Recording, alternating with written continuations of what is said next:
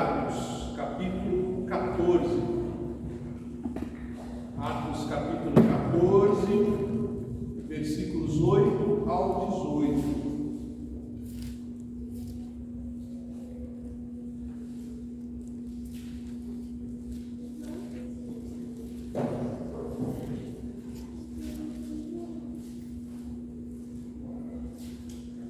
Atos, capítulo 14,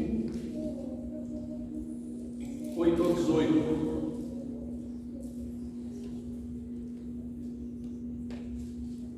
Assim nos diz a palavra de Deus. Em Listra, costumava estar assentado certo homem aleijado, paralítico desde o seu nascimento, o qual jamais pudera andar.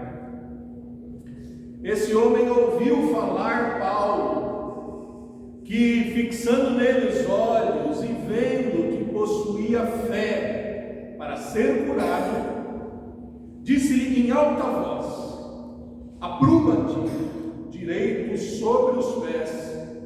Ele saltou e andava. Quando as multidões viram o que Paulo fizera, gritaram em língua licaônica, dizendo: os deuses em forma de homens baixaram até nós. A Barnabé chamavam Júpiter e a Paulo Mercúrio, porque era esse o principal portador da palavra. O sacerdote de Júpiter, cujo templo estava em frente da cidade, trazendo para junto das portas touros e grinaldas, queria sacrificar juntamente com as multidões. Porém, ouvindo isso, os apóstolos Barnabé e Paulo, rasgando as suas vestes, saltaram para o meio da multidão, clamando: senhores, por que fazeis isso? Nós também somos homens como vós, sujeitos aos mesmos sentimentos, e vos anunciamos o Evangelho, para que destas coisas vãs vos convertais ao Deus vivo, que fez o céu, a terra e o mar, e tudo o que há neles, o qual, nas gerações passadas, permitiu que todos os povos andassem nos seus próprios caminhos, contudo, não se deixou ficar sem testemunho de si mesmo, fazendo bem, dando-vos do céu chuvas e estações frutíferas, enchendo o vosso coração de fartura e de alegria. Dizendo isso, foi ainda com dificuldade que impediram as multidões de lhes oferecerem sacrifícios.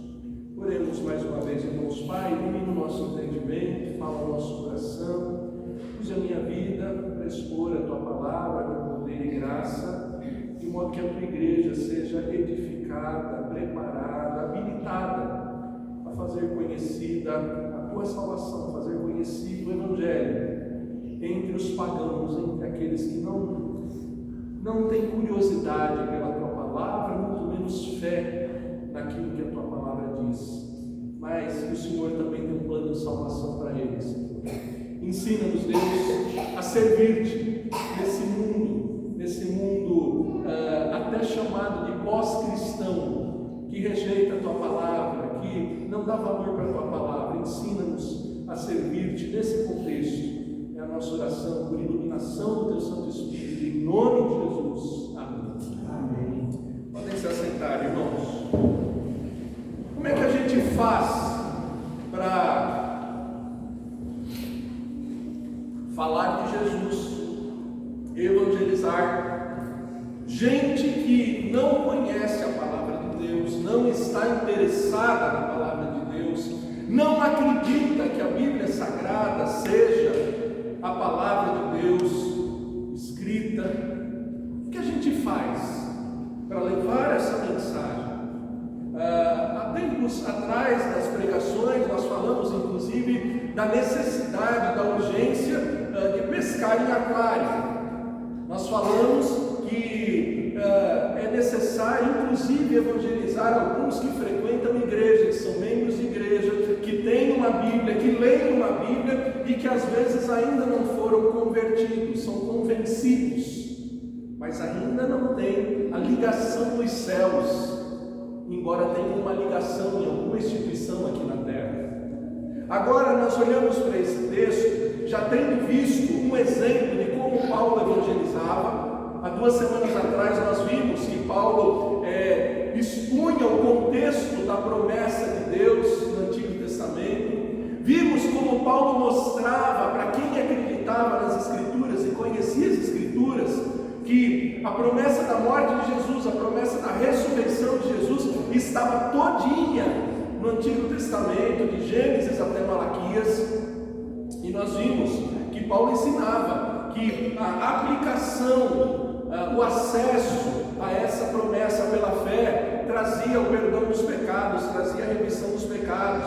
Nós vimos na semana passada que os resultados dessa pregação eram os mais diversos, alguns interessados, outros rejeitando. Nós vimos que o resultado dessa pregação muitas vezes levava a uma tomada de posição corajosa, ousada em relação ao próprio Deus.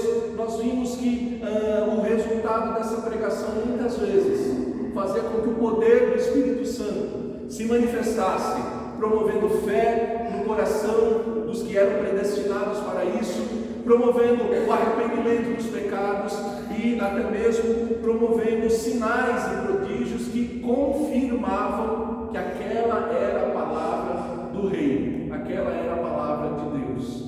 Agora nós vemos que a primeira viagem missionária de Paulo evolui, e especialmente nessa localidade chamada Listra, ele vai lidar com pagãos, vai lidar com gentios. Nós não temos notícias se ali também ele encontrou judeus, ele encontrou alguém que já vinha na sua história de vida com um mínimo preparo de conhecimento da lei de Moisés, do que os profetas ensinaram aos judeus. Nós não temos notícias se em Listra eles encontraram alguém assim. Nós vamos saber que depois judeus vieram de outros lugares persegui-lo em Listra, mas o que nós lemos aqui não nos dá detalhes, e especialmente sobre esse paralítico que tem a sua vida transformada pela fé na palavra de Deus. Nós não sabemos qual era a sua história de vida. Nós sabemos o quê? Que era um homem paralítico de nascença. Nós não sabemos como ele chegou até Paulo, ou se Paulo chegou até ele. Nós não sabemos. Nós ouvimos da história nos dias de Jesus de 4 amigos que levaram um paralítico até a presença de Jesus. Nós lemos sobre um outro paralítico que se arrastava ali no tanque de Betesda. Nós lemos sobre um outro paralítico que era carregado para a porta do templo para esmolar, e semelhantemente ao que lemos aqui, o poder de Deus através do apóstolo Pedro ministra uma cura gloriosa e milagrosa. E agora nós vamos ver que na vida e no ministério de Paulo, o mesmo poder, o mesmo Deus continua agindo.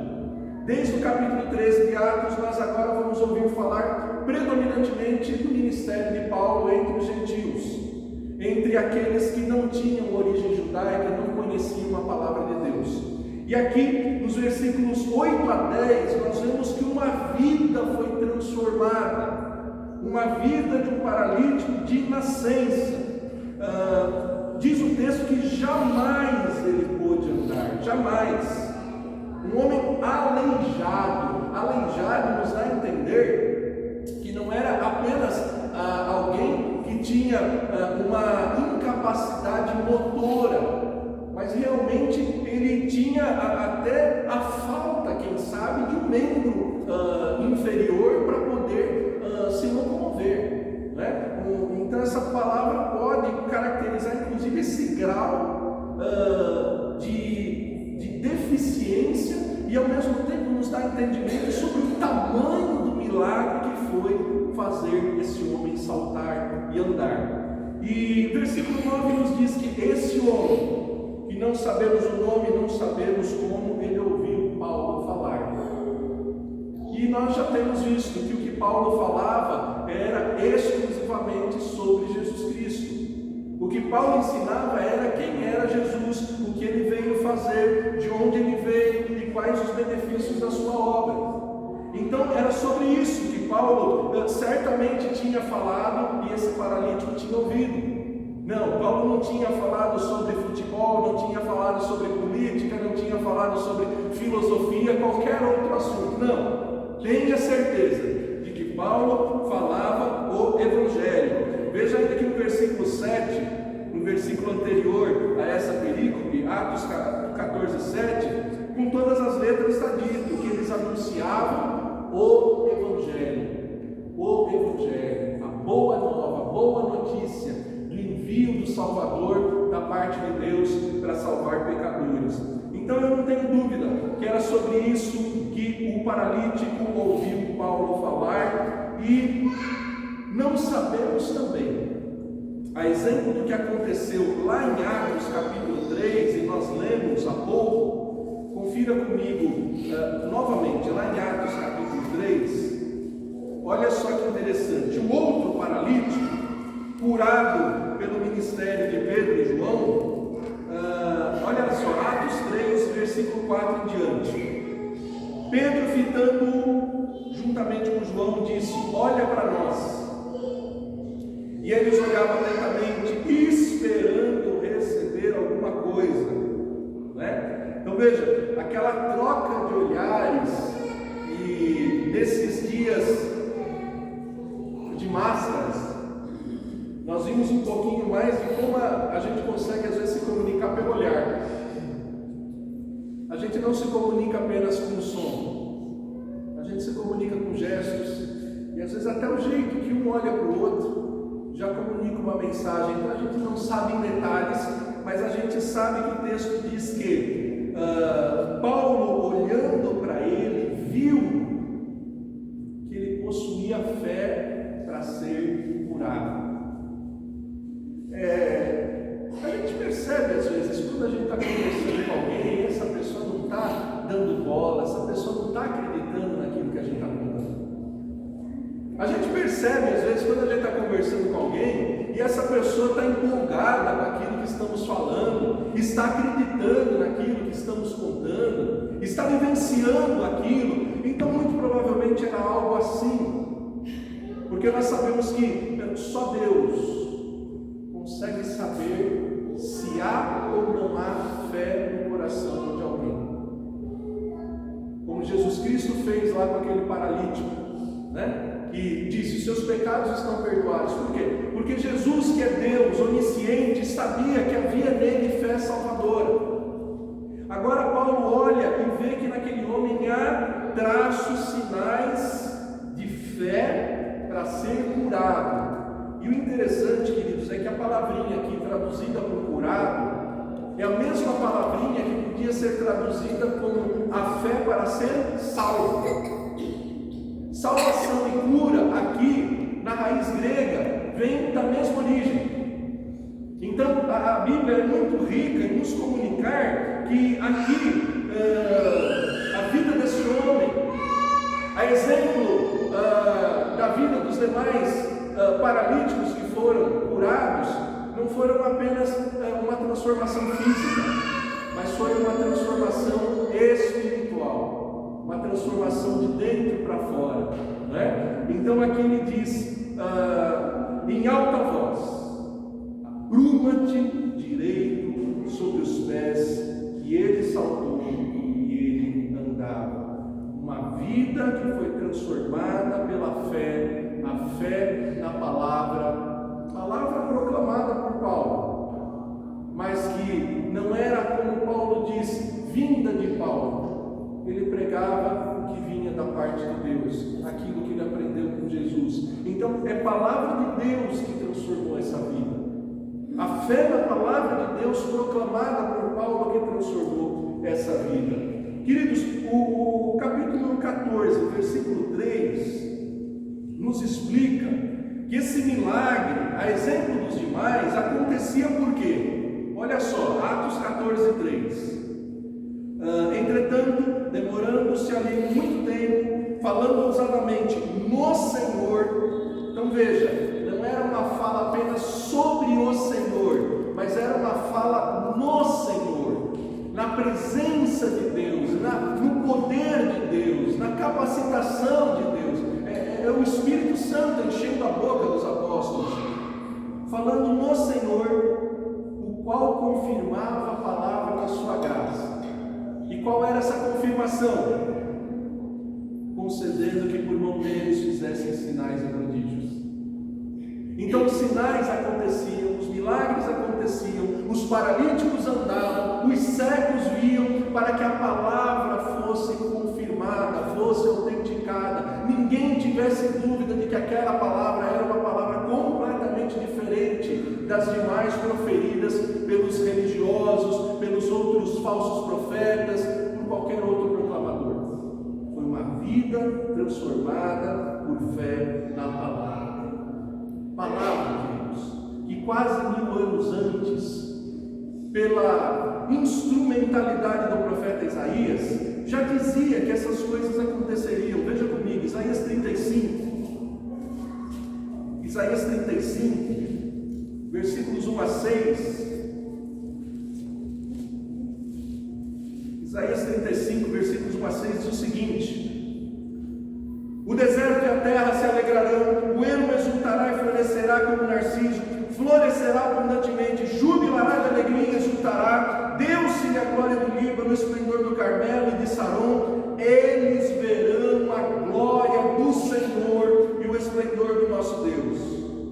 Fortalecei as mãos frouxas, firmai os joelhos vacilantes, dizei aos desalentados de coração: sede fortes, não temais, eis o vosso Deus, a vingança vem, a retribuição de Deus, ela vem e vos salvará.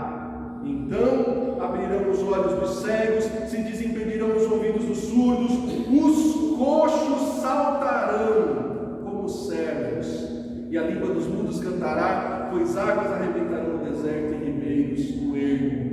Quase 1000 anos antes, Deus diz: a glória de Deus vai ser vista na terra, a salvação vai vir sobre essa terra, e quando isso acontecer, os cegos vão ver, os paralíticos vão saltar, e é o que estava acontecendo desde que Jesus Cristo veio nessa terra. E para que não houvesse dúvida de que a palavra dos apóstolos era a palavra que eles receberam de Jesus Cristo, que o poder que atuava nos apóstolos não era deles, mas era o poder de Jesus Cristo atuando através dos apóstolos, os mesmos milagres aconteciam, e pela fé esses milagres confirmavam a palavra. Lembra que no Evangelho de Marcos, Jesus Cristo, Evangelho de Marcos 16, do 15 ao 20, ele diz: ide por todo mundo e pregai o Evangelho a toda criatura. Quem crer e for batizado será salvo, quem não crer já está condenado. Esses sinais acompanharão os que creem.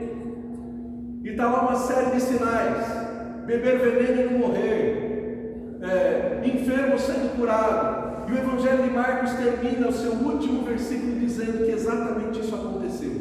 Os apóstolos pregaram e os sinais acompanharam os que criam no que os apóstolos ensinavam. Queridos, o Evangelho, como ensinou o apóstolo Paulo, é poder de Deus para todo aquele que nele crê. É dinamite, tem energia, capacita. Dinamite porque poder ali é a tradução da palavra dunamis, de onde vem dinamite. Só para ficar mais claro um pouco a figura que nos mostra o que o Evangelho pode fazer. Sabe, quando algum aparelho não está funcionando e a primeira coisa que alguém fala é: você já viu se está ligado na tomada? Está sem energia, né? Está desligado. O Evangelho é essa fonte de poder, essa fonte de energia, que faz funcionar uma vida que não está funcionando, que habilita ao serviço, à caminhada, uma vida completamente incapaz, incompetente de andar como aquele paralítico. O Evangelho é o poder de Deus. E como é que a gente se liga a essa fonte pela fé, como a gente viu aqui, pela fé no que Paulo dizia, o paralítico foi curado. Queridos, como é que a gente, morto, em estado acelerado de decomposição, se não física, mas espiritual, como é que a gente acessa do trono de Deus todo o suprimento, todo poder, toda a condição para não ser destruído, aniquilado pela justa e santa ira de Deus? Romanos capítulo 10, no versículo 8 em diante, vai nos dizer que é pela fé. Salvação é pela fé. Quem crer que Jesus ressuscitou e com sua boca confessar que Ele é Senhor será salvo. O mesmo capítulo 10 de Romanos diz que a fé vem como? Vem pelo ouvir a pregação do Evangelho. A carta aos Hebreus, no capítulo 11, versículo 6, diz que existe uma coisa impossível para Deus. Sabe o que é impossível para Deus? Ele se agradar de alguém que não crê nele. Toda doença da nossa família, toda doença, toda paralisia, toda incapacidade espiritual da nossa família, não estou falando dos Cardinhos, não estou falando da Silva, dos Ferreira, dos Dutra, não estou falando, eu estou falando da família dos filhos de Adão e Eva. Toda essa doença começou quando nossos pais, em vez de se relacionar com fé no Criador, se relacionaram com incredulidade. E em vez de acreditar na palavra do Criador, proibindo de comer o fruto do conhecimento do bem e do mal, eles pegaram a sua fé e depositaram na palavra da serpente. Então veja, toda essa incapacidade, incompetência espiritual vem do alvo da fé colocado no lugar errado. Por isso Hebreus capítulo 11, versículo 6 diz que é impossível agradar a Deus sem fé, que é necessário que aquele que se aproxima de Deus creia que Ele é galardoador, que Ele é abençoador, que Ele é bondoso. Então, queridos, a transformação de uma vida começa pela fé na palavra de Deus. A obra de Deus não parou. Assim como Jesus transformou a vida de vários paralíticos, de várias pessoas que colocaram a sua fé nele, vidas continuam sendo restauradas. E talvez você precise passar por isso. Por mais que você esteja saudável, por mais que o médico tenha olhado os teus exames e tenha dito: olha, está tudo bem, você sabe que às vezes, por dentro, talvez você esteja um verdadeiro morto-vivo, um paralítico, alguém que está completamente incapaz, incapacitado, sem força para agradar a Deus, para andar segundo a vontade de Deus. Os incapazes são capacitados pelo poder de Deus para andar com Deus. Aquele paralítico foi capacitado para andar com Deus, para andar no caminho de Deus, como aquele outro paralítico do tanque de Betesda, que Jesus disse: olha, não peca não estou te dando saúde para você viver do jeito que você quer, eu estou te dando saúde para você viver do jeito que Deus quer. Então, vidas são transformadas pela fé na palavra de Deus, e assim, pagãos, gentios, tiveram sua vida transformada, mesmo antes de conhecer a palavra de Deus, como os judeus já conheciam.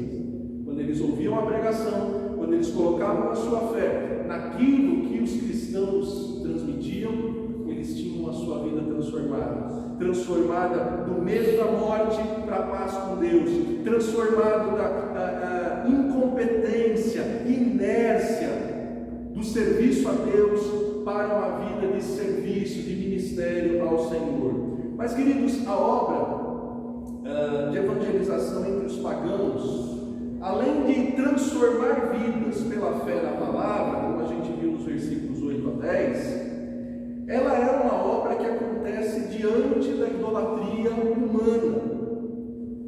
Diante da idolatria humana. Nós vemos que imediatamente aqueles que viram aquele milagre maravilhoso, que em nenhum momento, eu tenho certeza absoluta, Paulo tocou no nome de Júpiter, Paulo tocou no nome de Mercúrio, ou de qualquer outra divindade que não fosse o Deus de Abraão, de Isaac, de Jacó, o Pai de Jesus Cristo. Veja que versículos 11 a 13, o que acontece? Eles veem o milagre e começam a gritar em língua licaônica, dizendo: os deuses em formas de homem baixaram entre nós. Paulo estava entre os pagãos, entre aqueles que era comum o politeísmo, ou seja, a fé em vários deuses, em várias divindades, um contexto completamente diferente dos judeus, que eram monoteístas, só acreditavam num único Deus. Paulo estava apresentando Jesus Cristo agora para povos que acreditavam em tudo, em todos, sabe? Como se diz hoje, acendiam uma vela para Deus e a outra para o inimigo. E quando aqueles homens, aquelas mulheres veem o poder de Deus, em vez de eles darem glória a Deus, eles começam a dar glória a Júpiter, a Mercúrio, a divindades do panteão grego, do panteão romano. Eles automaticamente mostram a idolatria que é inerente da raça humana.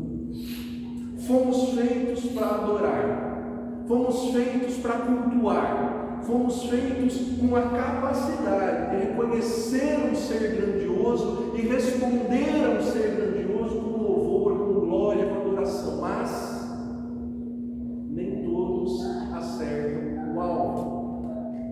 Quantos e quantos usam essa capacidade, essa competência, essa finalidade para a qual foram criados, dando louvor, adoração para coisas e pessoas que não são Deus? Isso é abundante. Não era só lá na Ásia, onde Paulo estava evangelizando, não. Isso acontece aqui no Brasil. Nós somos um país muito idólatra. Um país com uma padroeira, um basílico, um país, dedicado, quantas e quantas cidades consagradas a nomes de pessoas que até devem ter sido bons cristãos, que deram bom testemunho, mas que hoje as pessoas, em vez de orar a Deus, clamando a Deus, clamam a esses que estão mortos, estão esperando a volta de Jesus para ressuscitarem e terem corpos glorificados. Então, um contexto muito semelhante a esse é onde eles foram evangelizar. E aí eles estavam realmente dando glórias aos deuses, estavam fazendo isso nas suas línguas maternas. É interessante porque esse destaque de língua licaônica tem a ver com um grupo, uma etnia do local. A língua predominantemente falada naqueles dias do Império Romano era a língua grega. Era como se eles tivessem, nós hoje em dia, se nós tivéssemos inglês fluente, mas na hora da emoção, você que tem inglês fluente, você reage falando inglês ou em português? Você reage com a língua materna. Teu coração está cheio daquilo que você aprendeu com teu pai, com a tua mãe, né? Tem um amigo meu que diz: o cara tem inglês fluente é só se ele souber contar piada em inglês. E já são aquelas coisas que vai despertar uma emoção, né? O cara tem inglês fluente é o cara conseguir contar uma história e levar os outros a chorar com aquela história em inglês fluente. Aí é fluência. O resto é saber se comunicar no outro idioma. Aqui eles reagem na sua língua materna e chamando Barnabé de Júpiter, Paulo de Mercúrio, porque diziam que o Paulo era o portador principal da palavra, assim como eles entendiam que Mercúrio era quem trazia a revelação na crença deles. Porém, idolatria humana é o contexto que tem que ser enfrentado quando a gente vai evangelizar, quando a gente vai falar de Jesus, para quem é pagão, para quem é gentil, para quem não conhece a palavra. A gente precisa entender que não é chutando a santa na casa dos outros que a idolatria vai ser derrubada do coração das pessoas. Quem se lembra do episódio lá na década de 90, infeliz episódio de um líder de uma igreja que em rede nacional, com um programa em horário nobre, pegou um objeto religioso muito caro na cultura brasileira e ele ficou ali com seu pé chutando aquela imagem, aquele objeto de culto. Não é assim. Você não vai chegar na casa de ninguém que tem uma outra crença diferente da sua e já com um saco de lixo na mão, pegando todos os objetos de prática religiosa, colocar na sacola e trocar aqueles objetos por Bíblia. Não é assim. Nós precisamos estar preparados para lidar com a idolatria que é inerente na raça humana. Queridos, o povo de Deus foi tirado do Egito, viu as maravilhas das 10 pragas, viu o que foi atravessar o mar. Enquanto Moisés subiu ao monte para receber as 10 tábuas, o que eles fizeram? Um bezerro de ouro e começaram a praticar a idolatria. Percebe como é simples sair da idolatria para o monoteísmo, para a fé no verdadeiro Deus? Ezequiel, veja comigo, Ezequiel 14. Ezequiel 14 nos mostra uma radiografia, nos mostra como por dentro a idolatria pode estar aí no seu coração e você ainda não percebeu. Olha só, Ezequiel 14, de 3 a 9. Ezequiel 14 diz o seguinte: Filho do homem, esses homens levantaram os seus ídolos onde? Dentro do seu coração, tropeço para a iniquidade, que sempre tem eles dentro de si. Acaso eu permitirei que eles me interroguem? Veja, quem tem ídolo dentro do coração não é nem ouvido por Deus. A barreira, a porta está fechada. Ele segue dizendo, versículo 4: Portanto, fala com eles e diz-lhes, assim diz o Senhor Deus: qualquer homem da casa de Israel, a palavra aqui não está dirigida aos pagãos, povo de Deus, da casa de Israel, que levantaram os seus ídolos dentro do seu coração e tentar o tropeço para a sua iniquidade, e vier ao profeta, eu, o Senhor, vindo a ele, lhe responderei segundo a multidão dos seus ídolos. Ou seja, quem vai consultar a Deus e lhe esvazia o coração dos seus ídolos, vai ouvir uma resposta de Deus que não vai gostar, porque Deus vai responder conforme os ídolos. Versículo 5: para que eu possa apanhar a casa de Israel no seu próprio coração, porquanto todos se apartaram de mim para seguir os seus ídolos. Queridos, não dá para ser idólatra e ser fiel a Deus. Não dá. E aí você pode pensar, pastor, ainda bem que nós não temos imagens aqui no nosso templo, né? Mas e dentro do teu coração? Você está dando glória a Deus? Ou você está dando glória ao médico, ao gerente do banco, ao teu marido, à tua esposa, ao teu filho? Quem é que dirige a tua vida? Quem é que você está preocupado em agradar? Quem é que é o centro da tua vida? Quem é que dirige a tua vida? Percebe, queridos, que antes, às vezes, de tirar a idolatria do coração dos de lá de fora, às vezes a gente precisa cuidar do nosso coração. A gente precisa cuidar do nosso coração. E é por isso que Jesus disse, lá em Lucas 9:23, todo aquele que quiser vir após mim, negue-se a si mesmo. Para se esvaziar. Às vezes a gente é muito cheio de si. Às vezes a gente está com o rei na barriga, com convicto de que é a última bolacha do pacote, a última Coca-Cola do deserto, insubstituível, isso é idolatria. Quando você se acha assim tão insubstituível, é porque você já se colocou no lugar do único e do verdadeiro que é Deus. Então veja, queridos, esse cuidado é preciso tomarmos. E queridos, o próprio Jesus Cristo foi tentado pelo diabo, no pecado da idolatria. Você encontra lá em Mateus 4, 8 a 10, Lucas 4, 5 a 8, o diabo dizendo assim: olha, veja todos esses reinos, eu te entregarei eles se prostrado me adorares. E Jesus respondeu com a palavra, dizendo: só a Deus adorarás, só a Deus prestarás culto.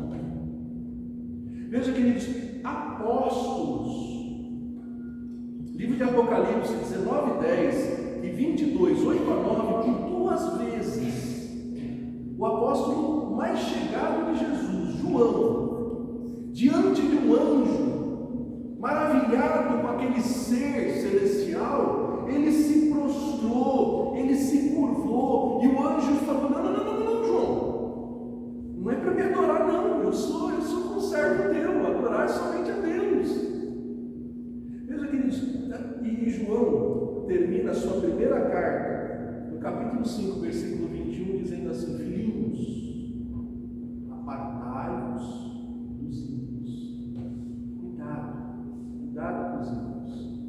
Então, para a gente evangelizar nesse mundo sem palavra de Deus, sem crença na palavra de Deus, nós precisamos levar a palavra de Deus, para que a fé nessa palavra transforme vidas, mas nós não podemos ignorar que, como Paulo e Barnabé, nós teremos que lidar com a idolatria que há na raça humana. A obra de Deus acontece diante da idolatria da raça humana. A idolatria humana pode estar entre nós. A idolatria humana é inerente ao sucesso. Cuidado com isso. A tentação de, quando tudo vai bem, achar que as coisas vão bem por causa da sua qualidade, da sua capacidade, dos seus dons, é enorme. A tentação, né? Eu estava chegando aqui na igreja, tinha 2 pessoas que queriam oferecer livros, tal. Ela me estendeu a mão e falou: pastor, eu vim aqui receber a sua bênção. Eu automaticamente falei: eu não tenho bênção para dar. Quem tem bênção para dar é Deus, é só Deus que abençoa. Eu não sou ninguém, eu sou vaso de barro. Outro dia o irmão chegou: pastor, você faz o nosso casamento? Não, eu não faço casamento de Deus, quem faz casamento é Deus. E a gente precisa ter essa consciência, como Paulo tinha. Em 2 Coríntios 4, versículo 7, ele diz: eu sou vaso de barro, eu sou pó, eu sou carne em cabos. E a tentação de, quando tudo vai bem, aceitar o louvor dos outros, as pessoas dizem: você é bom mesmo, hein? Você é o cara, hein? Olha, o que seria de nós se não fosse você? E às vezes, como é que você recebe um comentário desse? Você concorda? Se você concorda, você está sendo um idólatra. Cuidado. Você está recebendo glória que é para ser dada a Deus. Somente a Deus toda honra, toda glória, todo louvor, como acabamos de cantar. E por fim, queridos, como é que se resiste à idolatria? Levando a palavra nesse mundo tão pagão, tão esvaziado de palavra, como é que se resiste à idolatria? Apresentando o Criador na palavra. Porque, queridos, não dá para evangelizar ninguém que não crê na Bíblia, que não tem interesse na Bíblia, com Bíblia. Então, como é que eu começo a evangelizar alguém que não está interessado em saber o que está escrito na Bíblia? Você começa como Paulo fez aqui, olha só, versículos 14 e 18. Versículos 14 e 18. Paulo rasga as vestes, não aceita, não concorda, mostra sua indignação com aquela idolatria. Versículo 15, ele diz: senhores, por que vocês estão fazendo isso? Nós somos homens que nem vocês, sujeitos aos mesmos sentimentos. E e vos anunciamos o Evangelho para vos tirar, para vos converter dessas coisas vãs, desses ídolos que tem boca que não falam, tem olhos mas não veem, tem ouvidos mas não ouvem, e vos converter, ou seja, mudar de rota. Qual a direção? O Deus vivo. Que Deus vive. Eles não sabiam quem era Yahvé. Eles não sabiam quem era o Deus de Abraão, de Isaac e de Jacó. Mas eles sabiam que existia um Deus que fez os céus.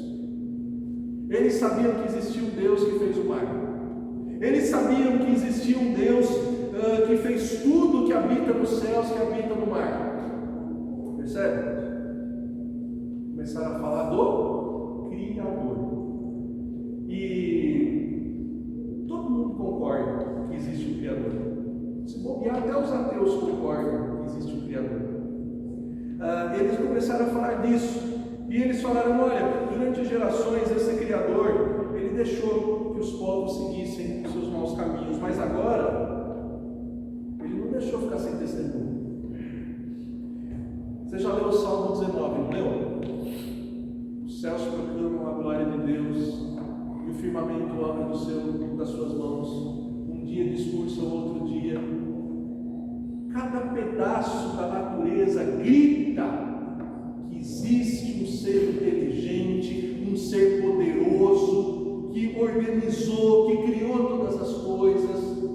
Querido, você pode começar a evangelizar a partir de qualquer parte da natureza. Você pode chegar para alguém e dizer: puxa, está vendo essas formiguinhas? Quem ensinou elas a trabalhar? Você pode chegar para qualquer pessoa e dizer: puxa, está vendo esses pardais? Já percebeu que eles não morrem de fome? Você pode chegar para qualquer pessoa e dizer: puxa, você viu que flor bonita? E a partir de um ponto da criação, você puxar um assunto e começar a falar de quem? De Deus.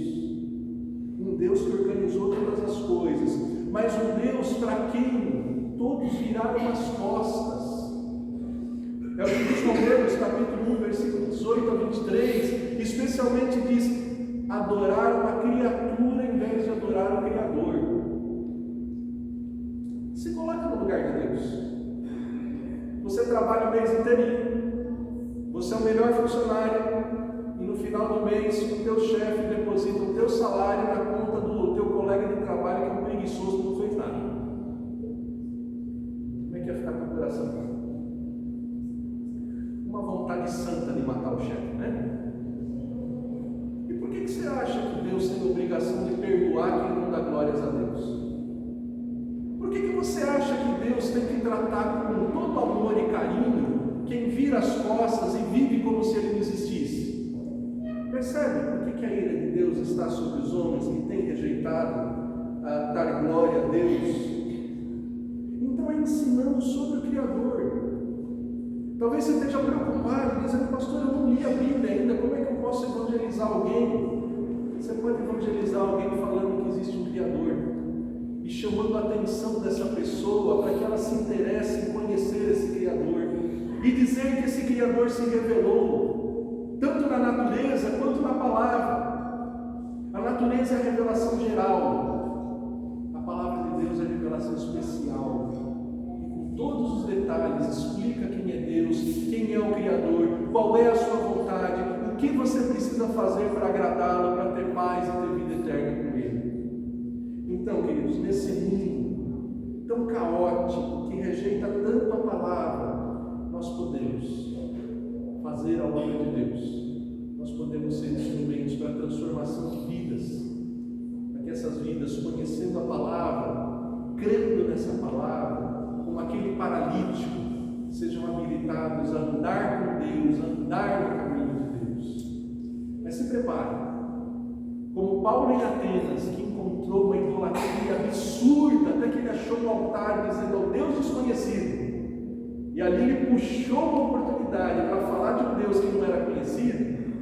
Você vai ter que lidar com isso, com a idolatria do teu vizinho, do teu colega de trabalho, do teu parente, você vai ter que lidar com essas crenças em coisas vãs que não são conforme a palavra de Deus. Se prepare, tolere, mas ao mesmo tempo apresente o Criador e faça essa pessoa repensar, mudar de mente, mudar de caminho. Eu tive essa graça e eu já disse para vocês, uma das evangelizações mais caras que Deus me permitiu fazer foi da minha mãe. A gente começou a ler o Evangelho de João juntos, um ano depois que Deus tinha me convertido, e ela tinha lá uma imagem de São Judas, ela tinha lá uma estrela no mar, ela tinha lá umas fitinhas do Senhor do Bonfim, e a gente foi ler o Evangelho de João, estudando a Bíblia. Um dia ela falou: pode pegar tudo isso e jogar fora.